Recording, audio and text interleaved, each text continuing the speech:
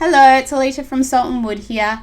Just a quick video to go over the basics of editing text in Templett. I've already chosen the template that I'll be working with from the Templates menu here. So we're working with the invitation from this set at the moment. Selecting text is just as simple as a single click. So as you can see, I'm single clicking on these and that just selects it for me. To deselect, I can just click off.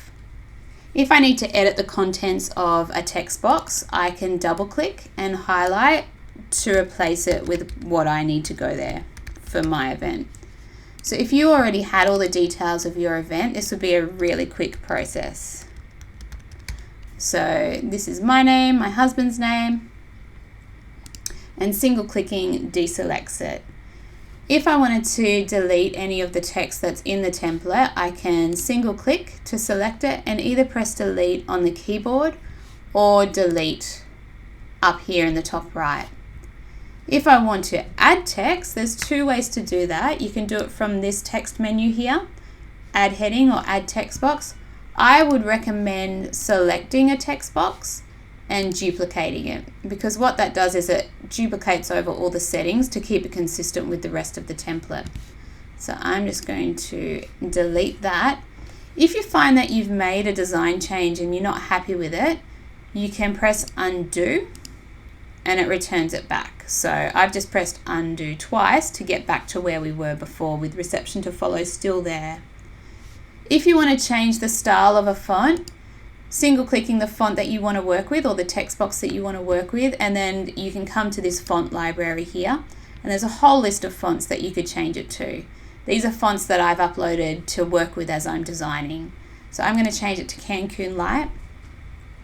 When I do deselect that text box though, something happens with what's called the character spacing, and it defaults back to 0, and that means that the characters, each letter, has become a little bit closer together. Now I find that to be a little bit more difficult to read, so when I'm designing I always try and add a little bit of character spacing in, and for the sake of consistency I always set that to 1.5. So I've just gone into this top menu here, selected character spacing and set it to 1.5, and now you can see that that is a little easier to read and a little bit more pleasing on the eye. So I can show you that for this one it's also set to 1.5.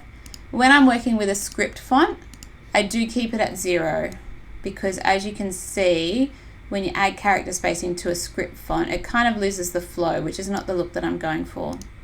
So I'm just going to return that back to 0. If you want to add a little bit of color to the text, you can do that with the color menu here.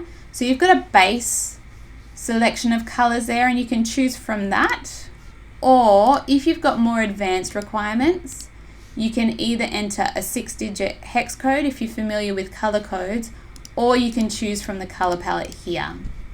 Now I'm just going to set that back to what it was originally. Probably the last thing that you may want to be able to do with the text is to change the size. So you can do that from this panel here.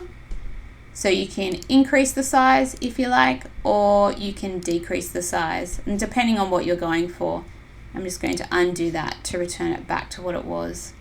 So they're the main things that I think you'll want to do with the text. You may find other things, and you're welcome to shoot us an email if you've got any questions on other things that you'd like to do. I think this would be enough information to get you started at least. So I hope you have fun with that. Thanks heaps for listening to this video, and happy editing.